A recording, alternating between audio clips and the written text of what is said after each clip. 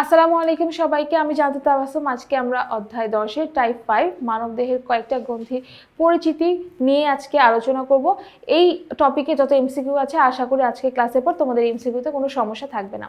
চলো ক্লাসে শুরু করে ফেলি। প্রথম প্রশ্ন দেখো, পিটুইটারি গ্রন্থি নিঃসৃত হরমোন কোনটা? থাইমোসিন, অ্যাড্রেনালিন, ক্যালসিটোনিন নাকি সোমাটোট্রপিক হরমোন? পিটুইটারি গ্রন্থি হচ্ছে এমন একটা গ্রন্থি যে গ্রন্থিটা আকারে ছোট, মটরশুঁটি সাইজের একটা গ্রন্থি, কিন্তু এখান থেকে সবচেয়ে বেশি পরিমাণের হরমোন নিঃসরণ হয়। এখন এখান থেকে এতগুলো হরমোন নিঃসরণ হয়, আমরা হয়তো মনে রাখতে নাও পারি। তাহলে আমরা শর্টকাটে কিভাবে এটা বুঝতে পারবো যে কোনটা পিটুইটারি গ্রন্থি থেকে নিঃসরণ হচ্ছে?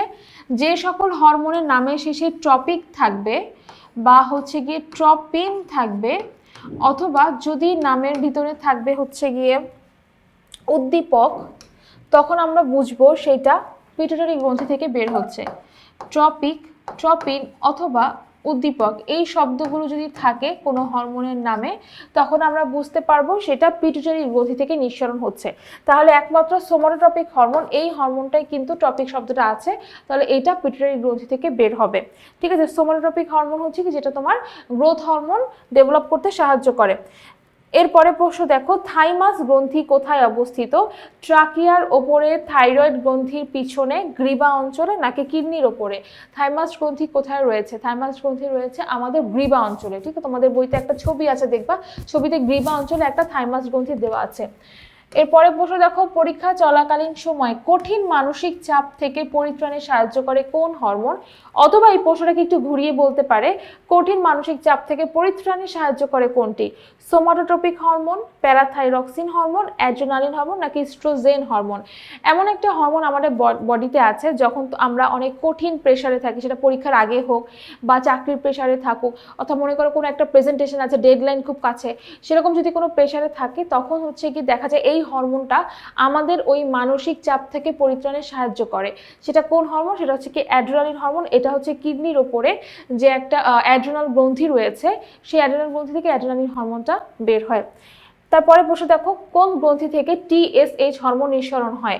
থাইরয়েড, প্যারাথাইরয়েড, তারপর হচ্ছে পিটুইটারি নাকি হচ্ছে কি গোনাড থেকে বের হবে? টিএসএইচ এর ফুল ফর্ম হচ্ছে থাইরয়েড স্টিমুলেটিং হরমোন। আমি এখানে একটু ছোট্ট করে লিখি, থাইরয়েড স্টিমুলেটিং হরমোন।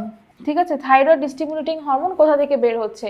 উত্তর হবে হচ্ছে পিটুইটারি গ্রন্থি থেকে। তোমাদের বলেছি যার নামে হচ্ছে উদ্দীপক শব্দটা থাকবে।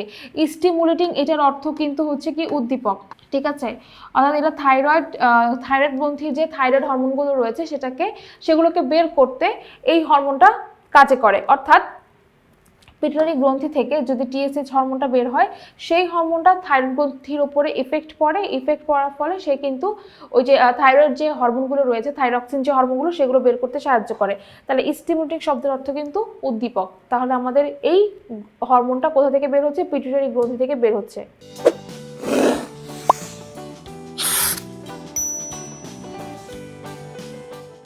এরপরে প্রশ্ন দেখো 40 নাম্বার, আইলেটস অফ ল্যাঙ্গারহ্যান্স শরীরের শর্করা বিপাকে সহায়তা করে, তারপরে হচ্ছে ইনসুলিন হরমোন নিঃসরণ করে, দেহ বিপাকীয় কার্যকলাপ নিয়ন্ত্রণ করে।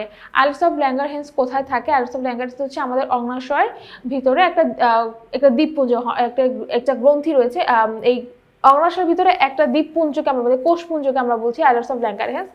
এটার কাজ হচ্ছে শরীরের শর্করা বিপাকে সাহায্য করে, কারণ আইলেটস অফ ল্যাঙ্গারহ্যান্স থেকে ইনসুলিন হরমোনটা বের হয়, যেটা রক্তের শর্করা কমাতে সাহায্য করে। গ্লুকাগন নামের একটা হরমোন বের হয়, যেটা হচ্ছে রক্তের শর্করা বাড়াতে সাহায্য করে। তার মানে আমার অ্যান্সার কিন্তু 1 এবং 2 হচ্ছে, অর্থাৎ শর্করা বিপাকে এটা সহায়তা করছে। এরপরে প্রশ্ন দেখো, আইলেটস অফ ল্যাঙ্গারহ্যান্স নিঃসৃত হরমোন কোনটা হবে? ইনসুলিন হবে নাকি প্রোল্যাকটিন হবে, অ্যাড্রেনালিন হবে নাকি থাইরোট্রপিন হবে? একটা কি পড়েছি, আইলেটস অফ ল্যাঙ্গারহ্যান্স থেকে ইনসুলিন বের হয়। ইনসুলিন ছাড়াও কিন্তু গ্লুকাগন বের হতে পারে, অর্থাৎ এখানে ইনসুলিনের বদলে গ্লুকাগন কথাটাও থাকতে পারে। এরপরে প্রশ্ন দেখো, মানবদেহে থাইরয়েড গ্রন্থি কোথায় অবস্থিত? গ্রীবা অঞ্চলে, গলায়, ট্রাকিয়ার উপরে, কিডনির উপরে নাকি ফুসফুসের নিচে? থাইরয়েড গ্রন্থিটা হচ্ছে সাধারণত আমাদের এই জায়গাটা থাকে। ঠিক আছে, এই জায়গাটায় আমাদের যে শ্বাসনালী রয়েছে, শ্বাসনালীর ওপরে আমাদের এই অঞ্চলটাতে প্রজাপতির মতো একটা গ্রন্থি থাকে, যেটাকে বলা হচ্ছে থাইরয়েড গ্রন্থি। এরপরে প্রশ্ন দেখো, প্যারাথাইরয়েড গ্রন্থি থেকে কোন হরমোন নিঃসরণ হয়? ইনসুলিন, থাইমক্সিন, প্যারাথরমোন নাকি অ্যাড্রেনালিন? অ্যান্সার কি? প্যারাথাইরয়েড থেকে প্যারাথরমোন। প্যারা হরমোন নাকি, এটা হচ্ছে প্যারাথরমোন। এই হরমোনটা নিঃসরণ হয়। কোন গ্রন্থির হরমোন ক্যালসিয়াম বিপাক নিয়ন্ত্রণ করে, অর্থাৎ ক্যালসিয়াম শোষণে সাহায্য করে? থাইমাস, থাইরয়েড, প্যারাথাইরয়েড নাকি অ্যাড্রেনাল? কোন গ্রন্থি? উত্তর হচ্ছে কি প্যারাথাইরয়েড গ্রন্থি। প্যারাথাইরয়েড গ্রন্থি থেকে যে প্যারাথর্মনটা বের হয়, এই প্যারাথর্মন ক্যালসিয়াম বিপাক নিয়ন্ত্রণ করে। এরপরে প্রশ্ন হচ্ছে কি কোনটির অভাবে থাইরয়েড গ্রন্থি ফুলে যায়? থাইরক্সিন, ইনসুলিন, আয়োডিন নাকি পেপসিন? সাধারণত আয়োডিনের অভাবে, একটা মিনারেলস খনিজ লবণ, এই আয়োডিনের অভাবে থাইরয়েড গ্রন্থি ফুলে যেতে পারে। এরপরে প্রশ্ন দেখো, মানব দেহে প্রধান হরমোন উৎপাদনকারী গ্রন্থি কোনটা? থাইমাস গ্রন্থি, থাইরয়েড গ্রন্থি, অ্যাড্রেনাল গ্রন্থি আর পিটুইটারি গ্রন্থি। কোনটা হবে? উত্তর হচ্ছে পিটুইটারি গ্রন্থি, যেটা তোমাদেরকে আমি বলেছিলাম। পিটুইটারি গ্রন্থি হচ্ছে সাইজে ছোট কিন্তু তার কাজ হচ্ছে বেশি, অর্থাৎ ছোট মরিচের ঝাল বেশি একটা কথা আছে না, সেরকম পিটুইটারি গ্রন্থি থেকে আমাদের দেহের মধ্যে যত গ্রন্থি রয়েছে সবচেয়ে বেশি পরিমাণে হরমোন নিঃসরণ হয় এই পিটুইটারি গ্রন্থি থেকে। তাহলে আশা করি যে আজকের ক্লাসে তোমাদের হরমোন সম্পর্কিত যত জটিলতা রয়েছে সব আজকে সলভ হয়েছে।